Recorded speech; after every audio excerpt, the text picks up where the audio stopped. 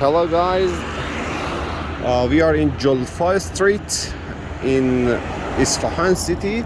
توی شهر اصفهان و قسمت جلفای اصفهان هستیم و اینجا کلیسای بتلحم مقدس که ساعت you can see the working time in Bethlehem Church. It is one of the good and main church in Iran.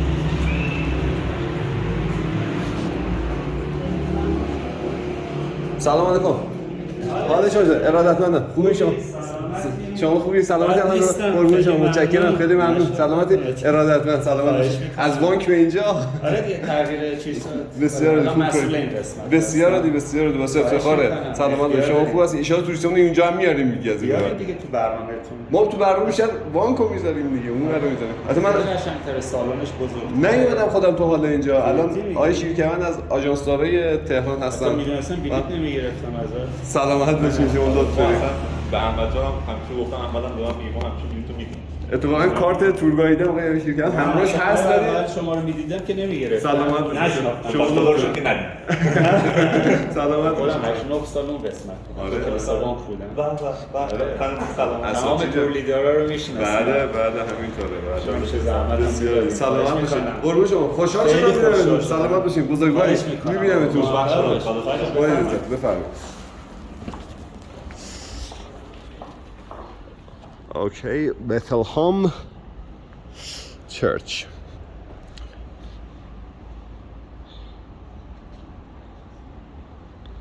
قسمت سنگ قبرهای کلیسای بتلحم که می‌بینید همه به زبان ارمنی روشون نوشته شده. These are all Armenian transcript on the gravestone here. And if you are interested in the translation, معنیشو میخواین که شماره 1 و 2 3 به کدوم معانی ترجمه شده اینجا هستش و اینجا حیات اصلی.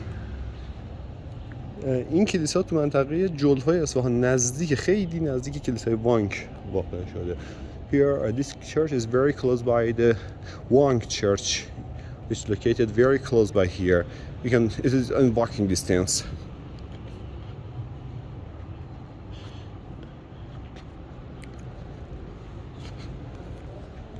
And we are going to the main saloon.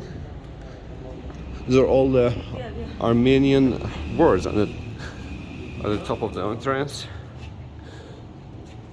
و توی قسمت ورودی دوباره تمام سردرها و چیزایی که میبینید ورودیه ها همش به زبان ارمنی نوشته شده که با ارمنستان ما یکی هستش.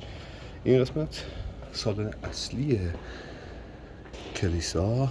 And here is the main salon of the church, the dinner, the last supper. عکس شام آخر هستش اگر اشتباه نکنم. And these are all the story from the Bible. و تمام نقش و نگارهایی رو که اینجا مشاهده می‌فرمایید نقش و نگارهایی هستش که از کتاب بایبل در واقع انجیل و بعضا تورات نقش نگاری شده و قرار گرفته و داستان مریم مقدس اینجا تداعی میشه.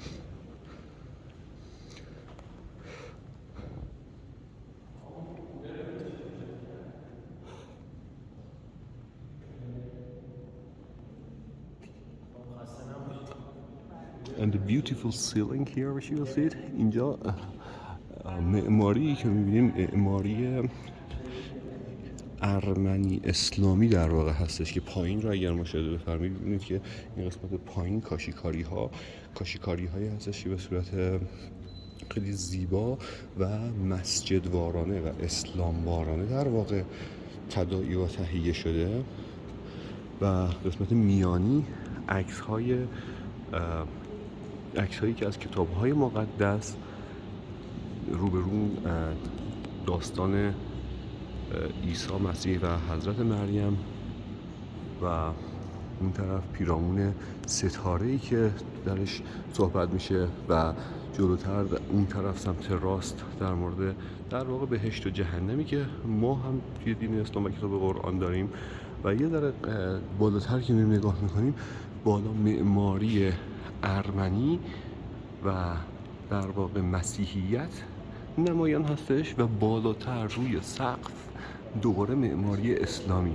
این قسمت، این کلیسا چون در منطقه مسلمان نشین هستش و تو زمان شاه عباس صفوی اینجا تهیه شده، شاه عباس صفوی به ارمنی ها اجازه میده که توی قسمت جنوبی اصفهان، در قسمت که به اسم جلفا نامگذاری کردن و اسمش هم از همون جلفایی که در آذربایجان در شمال غرب کشور ما هستش میاد و همون آدم ها هستند، میان اینجا و از این کلیساها میسازن، ولی سقفش به صورت گنبد مسجدی، یعنی از دور که شما نگاه میکنید تفاوت بین مسجد و کلیسا کاملا مشخص نیستش، ولی بالای این گنبد یه دونه علامت صلیب داریم.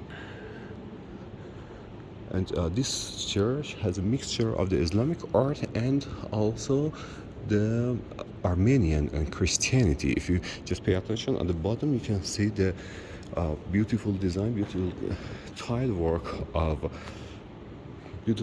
of the Armenian and Christianity, and in the middle you can see the Christianity and all the story from the Bible about the Jesus, about the Mary, and in the middle still it's a mixture.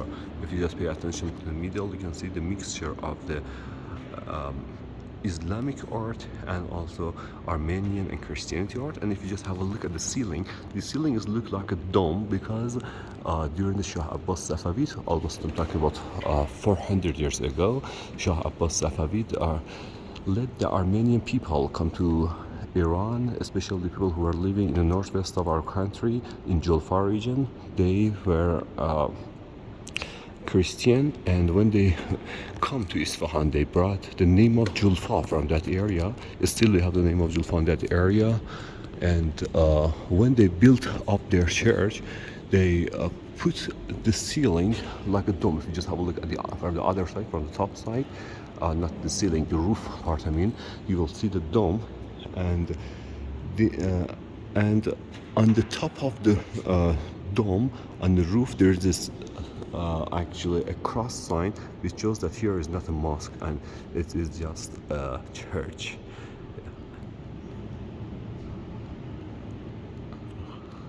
Okay, and here still you'll see the beautiful story which all had been painted on the wall.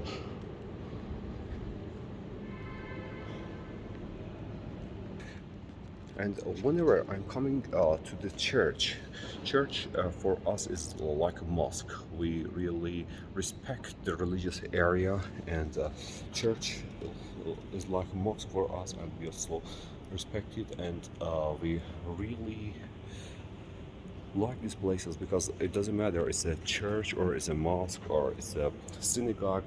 Also we have synagogue in Isfahan.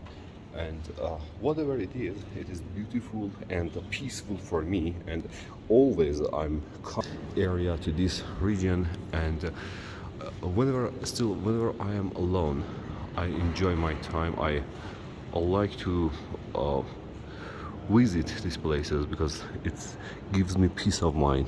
This beautiful church, this beautiful painting, the golem painting, it can be one of the nice things that I can see in my life, and I'm really happy and really appreciate that I'm here. I'm sorry that I'm talking a bit low because I don't want the other people get bothered by my word, and that's it. Yeah.